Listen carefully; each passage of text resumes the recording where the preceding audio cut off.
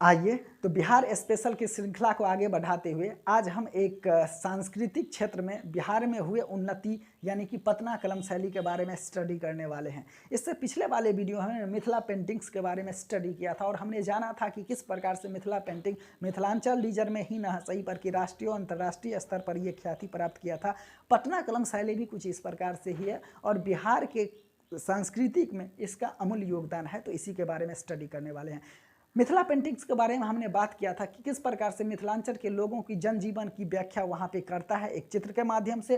पटना कलम शैली भी उसी प्रकार से कुछ मुगल प्रभाव तो कुछ यूरोपियों यानी ब्रिटिश का प्रभाव और कुछ स्थानीय जनजीवन की व्याख्या अपने चित्रों के माध्यम से करता है, तो उसी के बारे में आज हम स्टडी करने वाले हैं।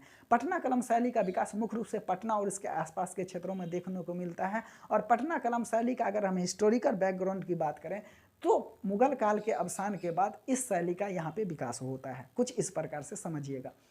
मुगल काल का स्थापना कौन किया था? बाबर ने किया था। हुमायूं जो था वो इधर उधर भटकते भटकते राज्य की अस्थायी शासन व्यवस्था को नहीं संभाल पाया। स्थायित्व और विकास करने का काम अकबर के काल से शुरुआत होता है। तो अकबर के काल में राज्य में बहुत पैमाने पर सांस्कृतिक और आर्थिक उन्नति देखने को मिलता है। फिर जहांगीर के काल में हमको देखते हैं संगीत और इस सब क्षेत्र में कला और चित्रकला के क्षेत्र में वहाँ पे विकास होता है। फिर शाहजहाँ के काल में वास्तुकला और चित्रकला इन सबों के क्षेत्र में विकास हमको देखने को मिलता है। लेकिन जैसे औरंगजेब का शासन आता है वो उसको कला से कोई बहुत ज़्यादा प्यार नहीं रहता है, वो कला प्रेमी नहीं रहता है और उसके काल में इसका अवसान होना शुरू हो जाता है। हालांकि 1760 ईस्वी में क्या था, औरंगजेब की मृत्यु हो गई थी। उसके बाद उत्तरवर्ती मुगल काल का शासक आता है, लेकिन उत्तरवर्ती मुगल काल के शासक भी राज्य में न तो स्थायित्व प्रदान करता है न ही कला की ओर उसकी कोई विशेष रुचि रहती है। यही कारण है कि 1730 ईस्वी के आसपास में क्या होता है, दिल्ली दरबार का जो चित्रकार है, फिर वास्तुकार है, उसके अलावा और भी सांस्कृतिक रूप से जो संगीतकार है, ये सब का क्या होता है, वहाँ से राज्य की ओर से पलायन शुरू हो जाता है। तो 1730 ईस्वी में राज्य के गौरव कहे जाने वाले ये जो चित्रकार थे उसका पलायन शुरू हो जाता है और देश के विभिन्न विभिन्न भागों में ये चले जाते हैं। इसका मुख्य रूप से 3 दल होता है। एक चला जाता है दक्षिण भारत में, एक चला जाता है उत्तर भारत में और एक मुर्शिदाबाद में आकर के रह जाता है।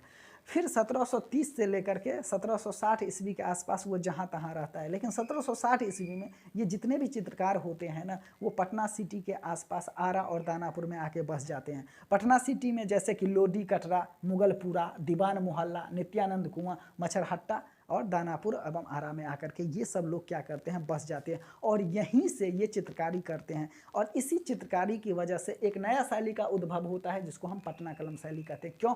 क्योंकि पटना और इसके आसपास के रीजन में होता है, इसीलिए इसको हम पटना कलम शैली कहते हैं। देखिए ये जो पटना कलम शैली के चित्र हैं ना, ये मुख्य रूप से इस पर मुगल काल का प्रभाव देखने को मिलता है।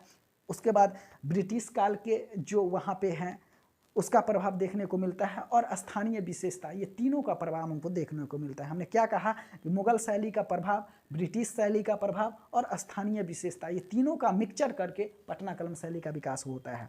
पटना कलम शैली में जो स्थानीय जनजीवन होता है उसका चित्रांकन किया जाता है। स्थानीय जनजीवन और लोगों की जीवन दशा कैसी है, पशु पक्षी आदि उस इलाका में कैसा, उसका चित्रांकन किया जाता है। तो इस प्रकार से स्थानीय विशेषता के अंतर्गत आएगा लकड़ी काटता हुआ बढ़ई, मछली बेचता हुआ औरत, पालकी उठाए हुए कहार, खेत जोतता हुआ किसान, साधु सन्यासी, लोहार सुनार एक्का वाला, पशु पक्षी, विभिन्न प्रकार के फूल फल, इन सबों का चित्रांकन चित्रों के माध्यम से करता है। और ये जो चित्र होते हैं ना, ये लघु चित्र होते हैं। ये कैसा चित्र होता है? लघु चित्र होता है, मिनिएचर प्रकार का चित्र होता है जो कि कागज एवं हाथी दांत पे बनाया जाता है।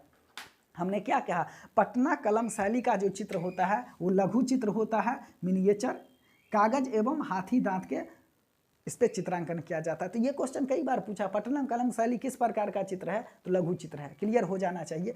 तो ये स्थानीय विशेषता, मुगल शैली का प्रभाव और ब्रिटिश शैली का प्रभाव, तीनों शैली के प्रभावों को मिला करके एक नया शैली बनाता है जिसको कि नाम दिया जाता है पटना कलम शैली। देखिए पटना कलम शैली में मुख्य रूप से 3 प्रकार के चित्र बनाए जाते हैं।